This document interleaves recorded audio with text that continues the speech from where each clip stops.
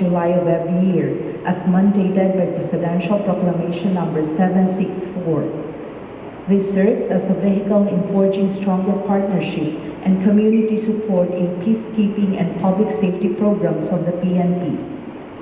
With the National Police Commission and Philippine National Police, welcome to the 25th Police Community Relations Month kick-off ceremony with the theme, Pinaigting na Ugnayan ng Mamamayan at Pulisya laban sa Covid-19 Pandemya. To start with the program, may we request everyone to rise for the mass singing of the Philippine National Anthem.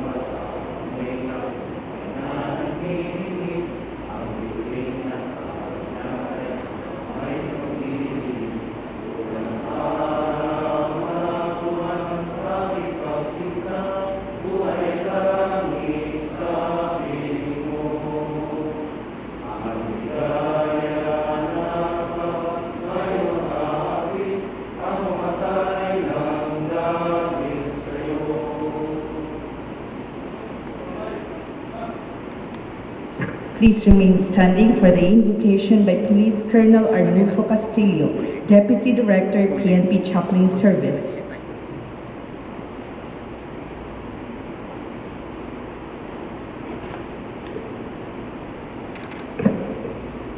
Let us put ourselves in the presence of a loving God.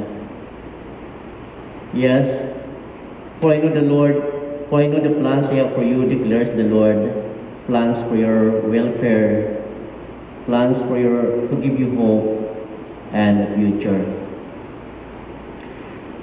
Loving Father, praise your glorious name for the wonders of your creation, for the bounty of your blessings and generosity, full measure, shaken together and flowing over.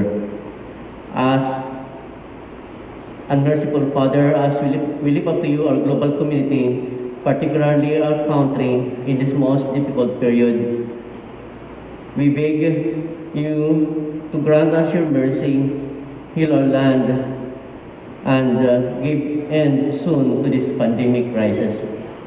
In particular, we lift up to you our PNP as we hold this kick-off ceremony, the 25th PCR month, with the theme, Pinaigting na Ugnayan ng Mamamayan at Pulisya Laban sa Covid-19 Pandemya. Grant we pray for a more cohesive, strong partnership of police and the community and our stakeholders.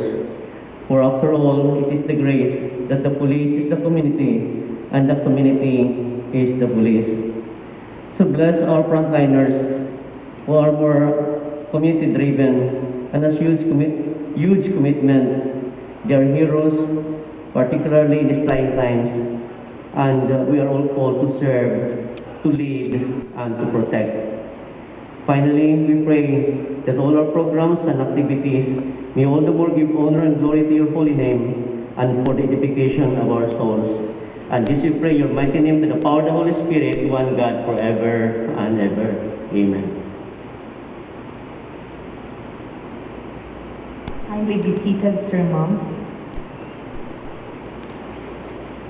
and to deliver his welcome remarks for the 25th Police Community Relations Month kickoff ceremony, may we request Police Lieutenant General Cesar Hozarndina, the Chief Directorial Staff.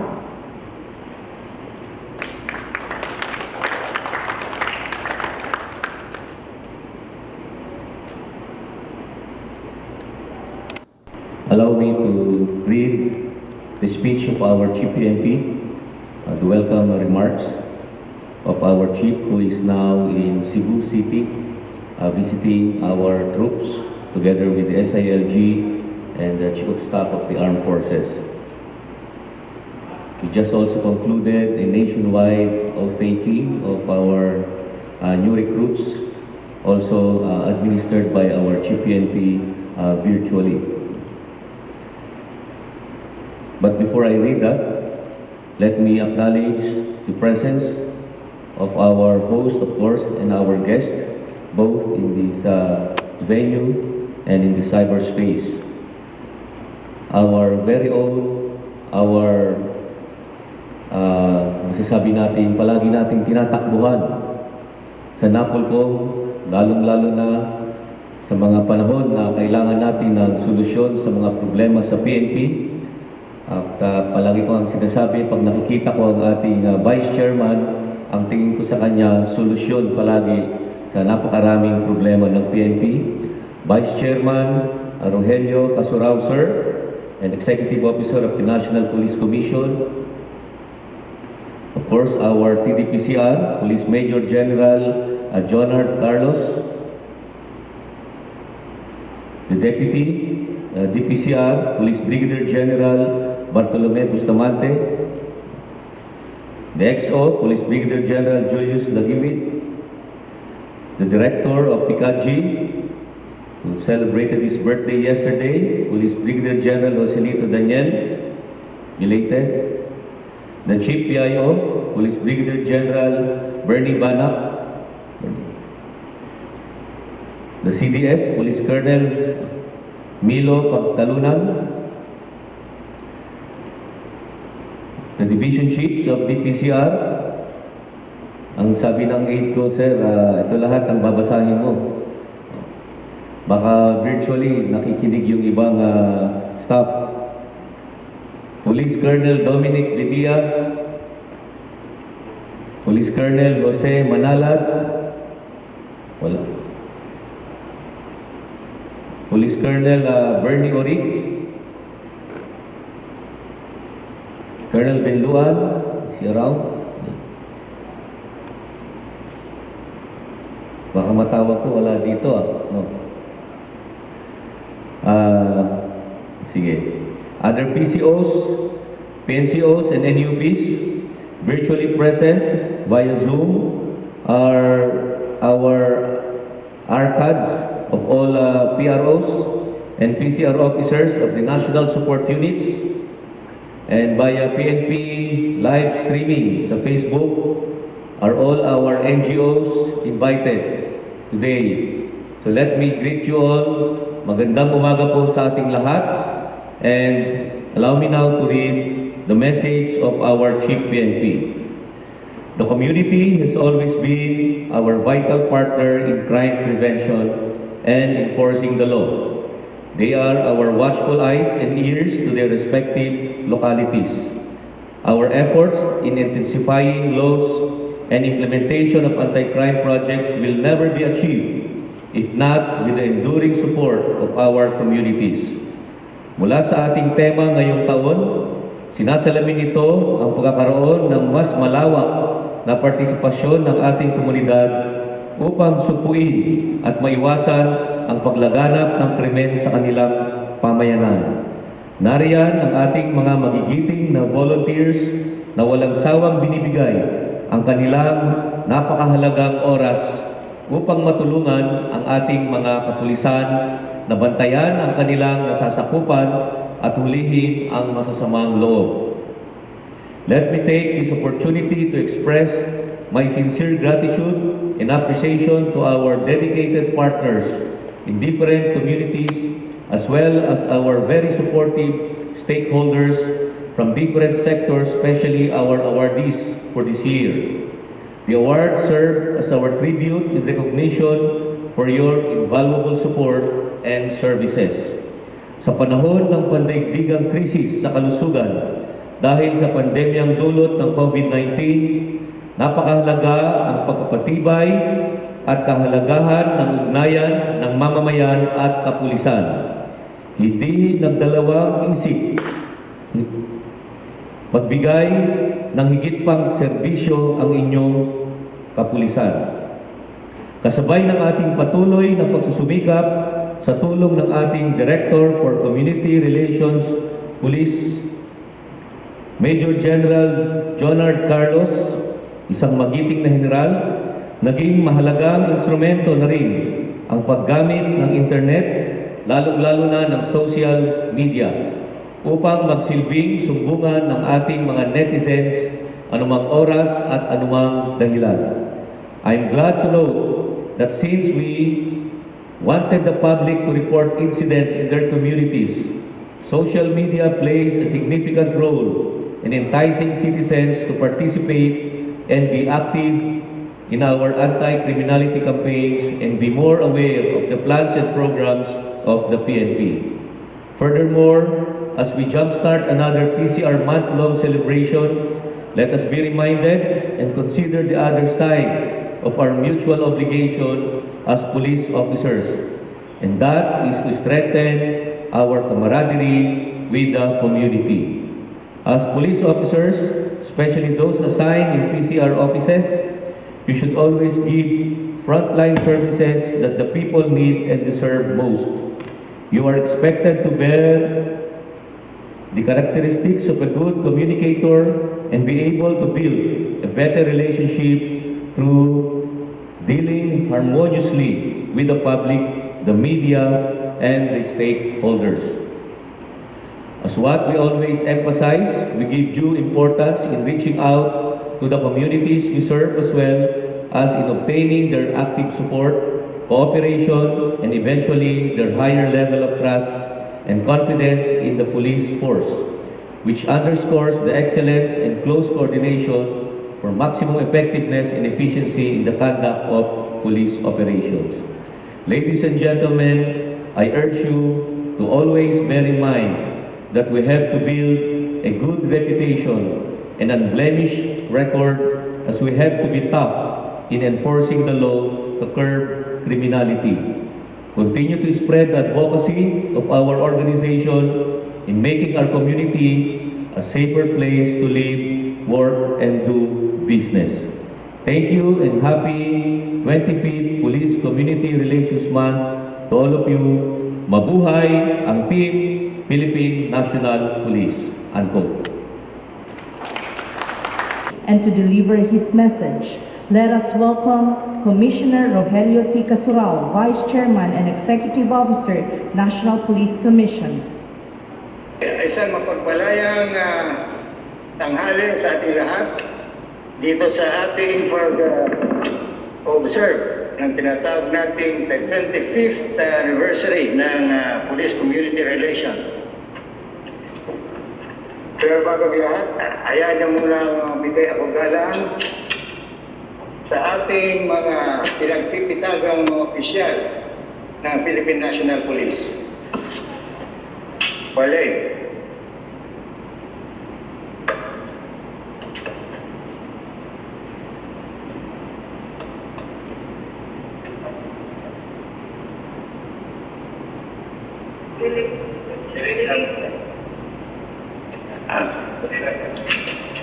Ang aking pagbati sa ating General Archie Gamboa, ang Pangulo ng ating nangungulo, ang ating kapulisan, ang aking kaibigan na si Police Major General Jonard Carlos ng DPCR, Police Major General Cesar Hawthorne Binag, Police Brigadier General Bartolome Bustamante, Police Brigadier General Julius Nagiwi, Police Brigadier General Joselito Daniel, Police Colonel Ulysses Cruz, Police Colonel Bernardo Banak, Police Colonel, there is an error here, I think. Banak is already general, right? Colonel, Police General Bernardo Banak, Police Colonel Milo Pagtalunan, Police Colonel Dominic Betia, Police Colonel Jose Malala Jr., Police Colonel Anthony Maghari, Police Colonel Bernie Ori, Police Colonel Chema Benluan, Police Lieutenant Colonel Joel Tutu, 6 other PCOs, PNCOs, and NUPs who are virtually present in today's activity. The observance of the Police Community Relations Month this year takes on a difficult challenge because of the global COVID-19 pandemic. But at the same time, it is also a good opportunity to show and prove that the police and community working collaboratively is the most effective way to achieve public safety. All over the country, government agencies are aggressively responding to the new challenges posed by the current public health emergency.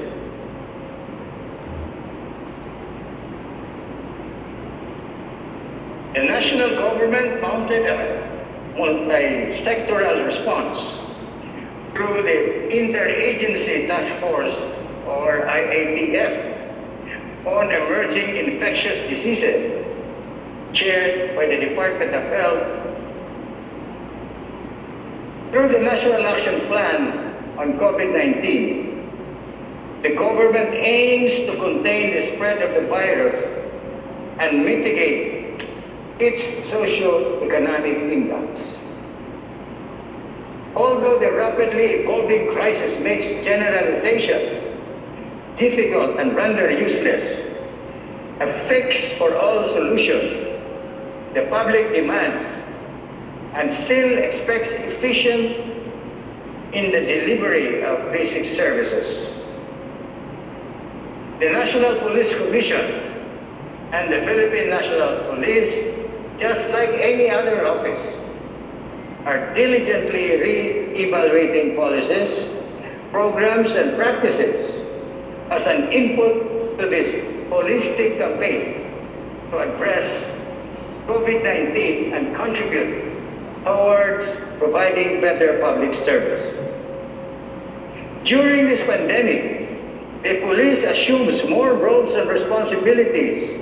That includes enforcing public health orders like quarantines or travel restrictions, securing the perimeter of contaminated areas, securing healthcare facilities, controlling crowds, protecting vital public utilities, and assisting local governments in orderly distribution of monetary or food relief. In the middle of all these, our police officials need to balance the workforce and its limited resources between these new responsibilities and the regular police service of addressing crime and maintaining order. The PNP's ability to respond effectively greatly depends on its preparedness. And this is directly linked to good planning and well-established partnerships with the local governments and the mobilized community. We in the NAPOLCOM cannot overly emphasize the need for community and service-oriented policy, or CSOP. The CSOP system ensures the establishment of a coordinative and cooperative mechanism through a triumvirate composed of the mayor, the police, and the community. It is now more than ever that the CISOP is needed. As the overseer of the PNP, NAPOLCOM will make sure that our police officers are conscious of their key role in this public health emergency. The CISOP shall transform the mindset of police officers from reactive to proactive law enforcers.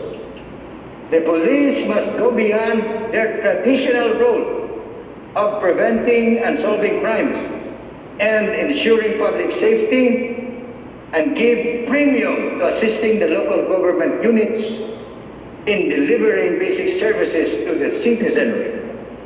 In this instance, we need to focus on assisting in providing public health and sanitation, as well as providing order and security in localities.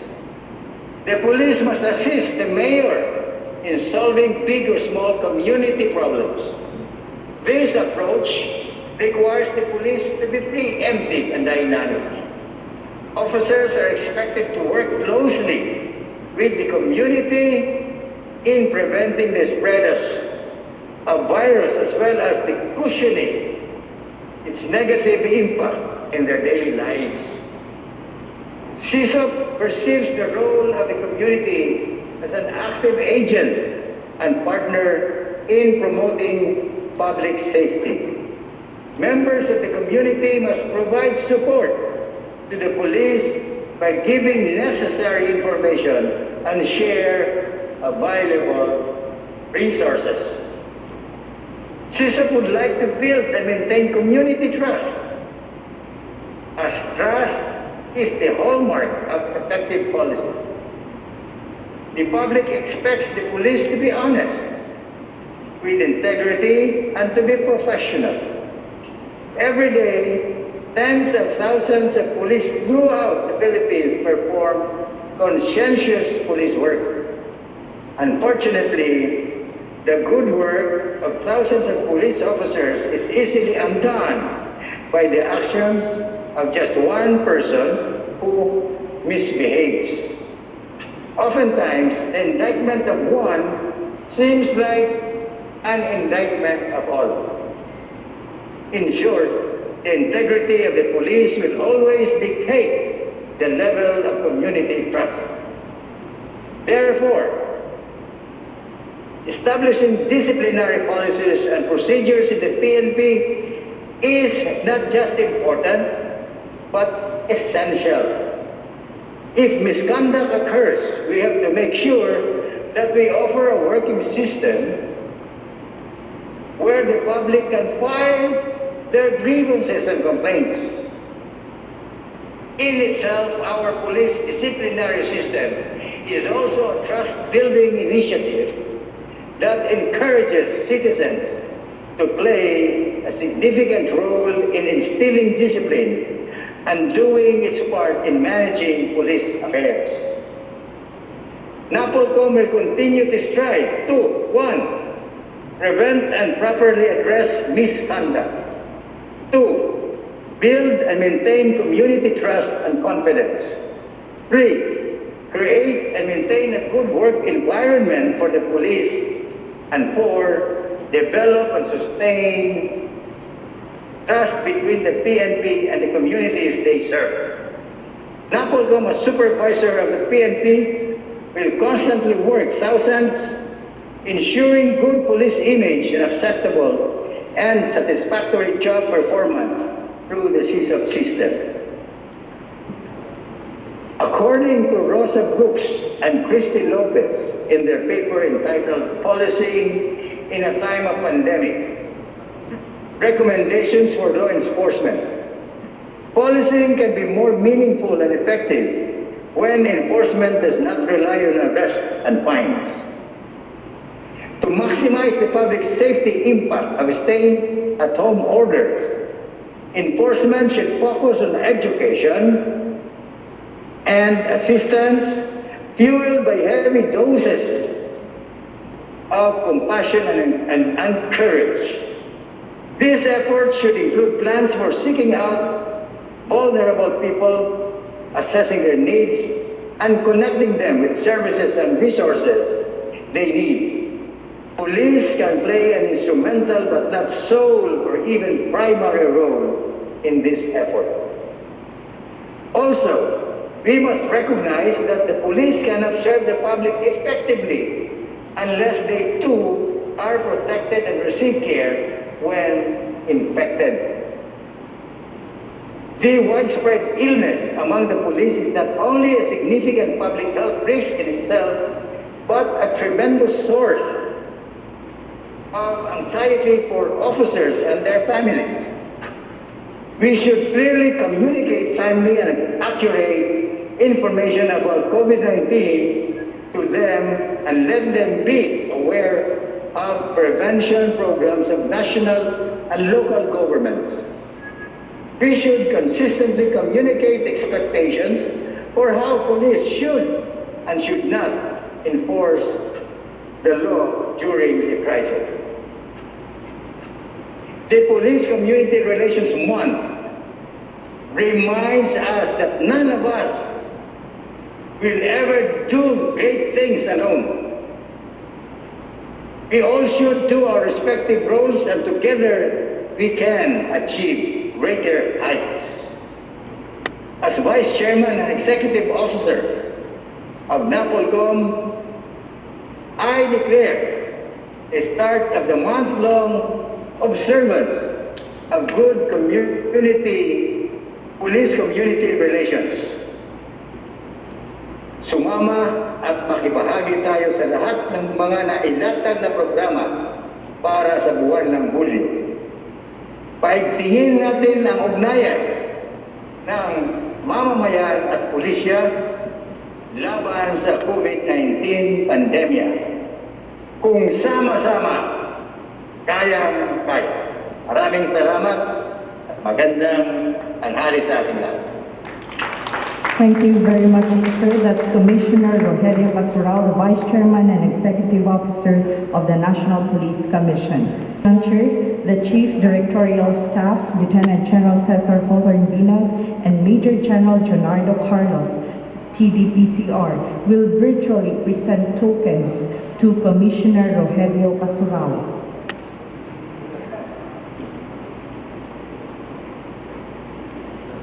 One of the token is a badge replica of Police General Archie Francisco F. Gamboa, O-02123, the Chief, Philippine National Police.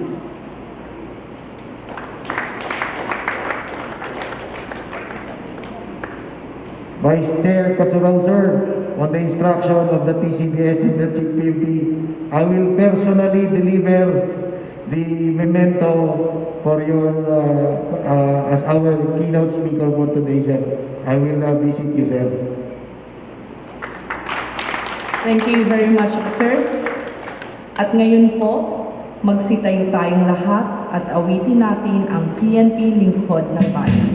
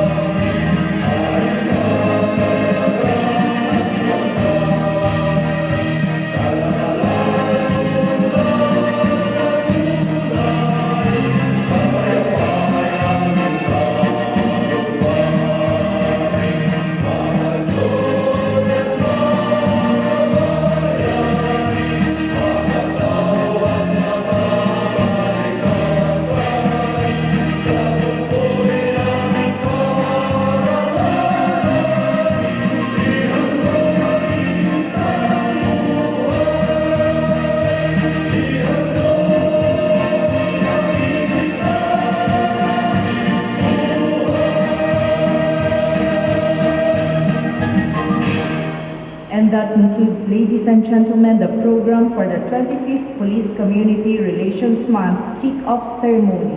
Mabuhay ang Ugnayang Mamamayan at Pulisya. Mabuhay ang Team PNP.